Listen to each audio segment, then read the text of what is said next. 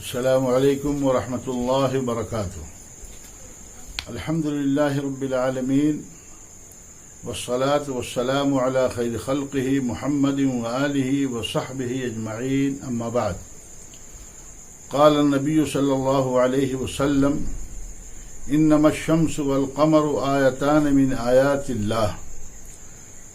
ناظرین کرام، برادران اسلام، میرے عفت ماؤں، بہنوں اور بیٹیوں، آج کے درس کا موضوع ہے سورج گرہن کے شرعی احکام۔ سورج اور چاند دونوں اللہ کی عظیم مخلوق اور اس کی قدرت کی نشانیوں میں سے دو بڑی نشانیاں ہیں۔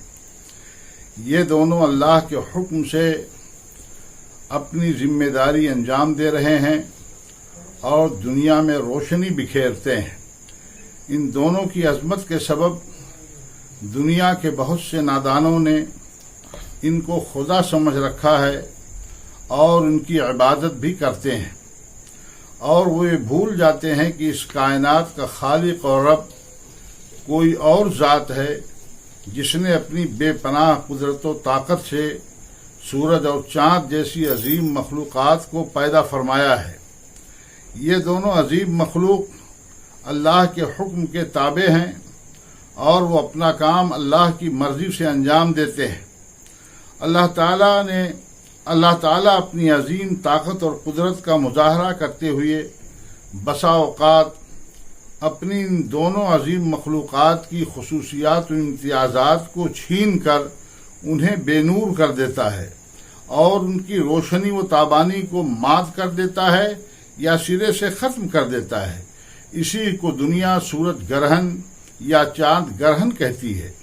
ماہرین فلکیات اور سائنسداں حضرات سورج گرہن اور چاند گرہن کے مختلف اسباب بتاتے ہیں، مگر ہمارے دین نے ان دونوں کو اللہ کی قدرت و طاقت سے جوڑ کر یہ بتایا ہے کہ یہ اللہ کی نشانیوں میں سے دو بڑی نشانیاں ہیں۔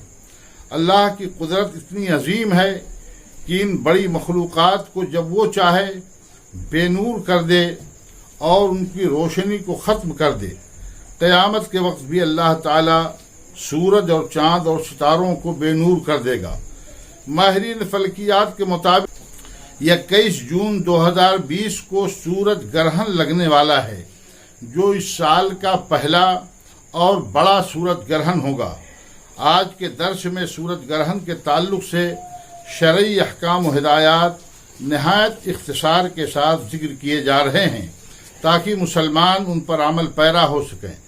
سورج گرہن اللہ کے نبی صلی اللہ علیہ وسلم کے عہد مبارک میں اتفاقاً اس دن لگا تھا جس دن اللہ کے نبی صلی اللہ علیہ وسلم کے صاحبزادے حضرت ابراہیم رضی اللہ تعالی عنہ کی وفات ہوئی تھی۔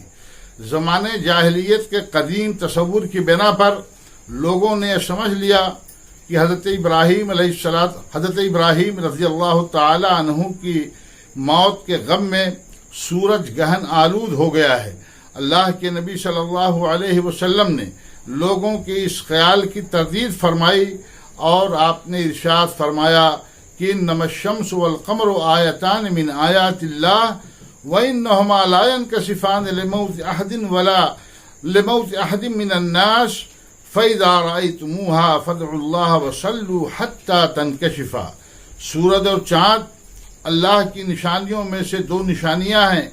انہیں گرہن کسی انسان کی موت اور حیات کی وجہ سے نہیں لگتا ہے، چنانچہ جب تم انہیں گہن آلود دیکھو تو اللہ سے دعا کرو اور نماز پڑھو یہاں تک کہ گہن کھل جائے۔ صحیحین کی اس روایت سے معلوم ہوا کہ سورج گرہن کے موقع پر اللہ کا خوف کھانا چاہیے، اللہ سے دعا کرنی چاہیے اور نماز میں مشغول ہو جانا چاہیے۔ حضرت عائشہ صدیقہ رضی اللہ تعالی عنہا کی روایت میں ہے کہ فَإِذَا رَأَيْتُمْ ذَلِكَ فَادْعُوا اللَّهَ وَكَبِّرُوا وَصَلُّوا وَتَصَدَّقُوا۔ یہ بخاری مسلم کی روایت ہے کہ جب تم گرہن دیکھو تو اللہ کا ذکر کرو، اس سے دعا کرو، اس کی بڑائی بیان کرو، اللہ اکبر کہو، نماز پڑھو اور صدقہ و خیرات کرو۔ اور حضرت ابو موسیٰ اشعری رضی اللہ تعالی عنہ کی روایت میں ہے کہ کہ فَإِذَا رَأَيْتُمْ شَيْئًا مِّن ذَلِكَ فَافْزَعُوا إِلَىٰ ذِكْرِهِ وَدُعَائِهِ وَاسْتِغْفَارِهِ، جب تم ان میں سے کسی بھی کو دیکھو تو فوراً اللہ کا ذکر کرو، اس سے دعا و استغفار شروع کر دو۔ حضرت اسما رضی اللہ تعالی عنہا سے مروی حدیث میں سورج گرہن کے وقت نبی کریم صلی اللہ علیہ وسلم نے گردن آزاد کرنے کا حکم دیا ہے، یہ صحیح بخاری کی روایت ہے۔ ان تمام حدیثوں سے معلوم ہوا کہ سورج گرہن یا چاند گرہن کے وقت مسلمانوں کو اللہ کا خوف محسوس کرتے ہوئے ان عبادات کے اندر مشغول ہو جانا چاہیے۔ نمبر 1 ذکر دعا، نمبر 2 نماز کسوف کا اہتمام، اور نمبر 3 تکبیرات کہنا، نمبر 4 صدقہ و خیرات کرنا، نمبر 5 توبہ و استغفار کرنا، اور نمبر 6 گردن آزاد کرنا۔ ناظرین کرام، اب نہایت اختصار کے ساتھ سورج گرہن کی نماز کے بارے میں چند موٹی موٹی باتیں ذکر کی جا رہی ہیں۔ پہلی بات تو یہ ہے کہ جمہور علماء کے نزدیک سورج گرہن کی نماز سنت مؤکدہ ہے۔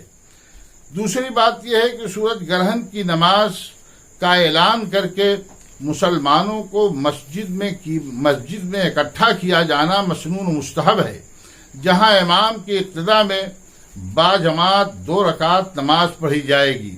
کسی عذر کی بنا پر یہ نماز گھر میں اور الگ الگ بھی پڑھی جا سکتی ہے، جیسا کہ علامہ ابن قدامہ نے المغنی کے اندر لکھا ہے۔ تیسری بات یہ ہے کہ اس کا طریقہ یہ ہے کہ تکبیر تحریمہ کے بعد دعائے ثنا پڑھی جائے گی، پھر سورہ فاتحہ پڑھی جائے گی، اس کے بعد امام کسی لمبی سورت کی تلاوت کرے گا، اس کے بعد سارے لوگ امام کی اقتداء میں رکوع کریں گے اور رکوع لمبا کریں گے، پھر سمع اللہ لمن حمدہ کہہ کر کے کھڑے ہو جائیں گے، لمبا قیام کریں گے، پھر ربنا ولک الحمد کہنے کے بعد امام پھر لمبی قرأت کرے گا، مگر پہلی قرأت سے وہ کم ہوگی، پھر رکوع کریں گے اور اسے بھی لمبا کریں گے، پھر مگر پہلے رکوع سے کم، پھر سجدہ میں جائیں اور سجدہ میں نسبتاً لمبے سجدے کریں، اور پھر 2 سجدوں کے بعد کھڑے ہو جائیں اور سورہ فاتحہ پڑھیں۔ امام سورہ فاتحہ کے بعد لمبی قرأت کرے، مگر پہلی رکعت کی قرأت سے کچھ کم ہو، پھر رکوع میں جائیں، لمبا رکوع کریں، پھر سمع اللہ لمن حمدہ کہہ کر کھڑے ہو جائیں اور ربنا ولک الحمد کہنے کے بعد لمبی قرأت کریں، مگر پہلی قرأت سے کچھ کم، پھر دوسرا رکوع کریں اور سمع اللہ لمن حمدہ کہہ کر کے رکوع سے سر اٹھا کر کے کھڑے ہو جائیں اور سجدے میں چلے جائیں، اور یہ دونوں سجدے لمبے کریں اور اس کے بعد تشہد میں بیٹھ جائیں اور التحیات درود وغیرہ پڑھ کر سلام پھیر دیں۔ اس طرح سورج گرہن کی 2 رکعت نماز 4 قرأت، 4 رکوع اور 4 سجدوں کے ساتھ پڑھی جائے گی۔ سورج گرہن کی نماز میں اذان و اقامت نہیں ہے۔ خواتین بھی سورج گرہن کی نماز مردوں کے ساتھ پڑھ سکتی ہیں۔ صحیح بخاری میں حضرت عائشہ صدیقہ رضی اللہ تعالی عنہا اور حضرت اسما رضی اللہ تعالی عنہا کے رسول اللہ صلی اللہ علیہ وسلم کے ساتھ صلاۃ کسوف پڑھنے کا ذکر ہے۔ امام بخاری رحمۃ اللہ علیہ نے باب قائم کیا ہے، باب صلاۃ النساء مع الرجال فی الکسوف۔ نماز سے فراغت کے بعد مسجد میں امام کا خطبہ دینا مسنون و مستحب ہے۔ سورج گرہن کی نماز ممنوع اوقات میں بھی پڑھی جا سکتی ہے، اس لیے کہ یہ سببی نماز ہے اور سببی نمازوں کا ممنوع اوقات میں پڑھنا درست اور جائز ہے۔ اللہ تعالی ہم تمام مسلمانوں کو سورج گرہن کے تمام شرعی احکام پر عمل پیرا ہونے کی توفیق بخشے، آمین۔ وآخر دعوانا الحمد للہ رب العالمین، والسلام علیکم ورحمۃ اللہ وبرکاتہ۔